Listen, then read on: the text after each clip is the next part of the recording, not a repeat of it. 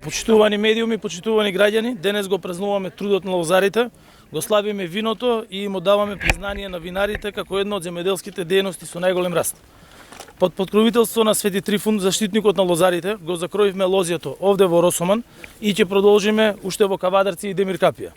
Заедно со лозарите и винариите се радуваме на почетокот на нивната нова година и го славиме нашето македонско вино по кое сме познати и почитувани во светот. За да ги направиме нашите вина и винската индустрија уште поконкурентни во светски рамки, презедовме обврски да вложуваме во лозарството. Уште на почетокот на новата лозарска година, исто како и во претходните, лозарите ги добија субвенциите за поддршка. Новиот циклус тие го стартуваат со финансиски средства кои ќе им помогнат со успех да ја започнат и продолжат оваа година. Грижата за земјоделците и конкретно за лозарите е постојана, затоа резултатите се видливи и представуваат дополнителна мотивација.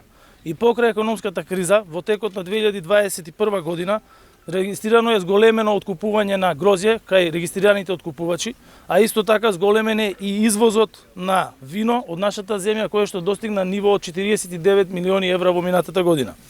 Нема веќе неизвестност за лозарите, ветувањата кон нив со истото динамично темпо ги исполнуваме, а нашата долгорочна стратегија е создавање на сигурно производство и откуп на грозјето, а владата е посветена на создавање амбиент за стопанисување кој ќе биде поволен и за лозарите и за винариите.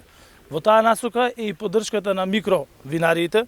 Сега тие имаат можност да аплицираат за грантови во висина од 10.000 евра за опрема и консултантски услуги на енолози за поефикасно работење и пласман на поквалитетни производи.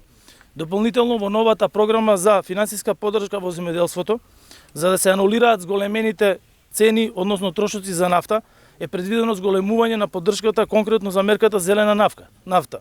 Мерките од ИПАРД програмата пак се дополнителна поддршка за модернизирање и развој на оваа гранка преку инвестиции за изградба на винарници, како и набавка на опрема и други средства. Дозволете ми уште еднаш да го честитам празникот на лозарите Свети Трифун. Нека ја ирлија и оваа година за лозарите и за винариите. Уште многу години да го одбележуваме овој празник во овој наш преубав, тиквешки крај и на секаде низ земјата каде што се негува виновата лоза.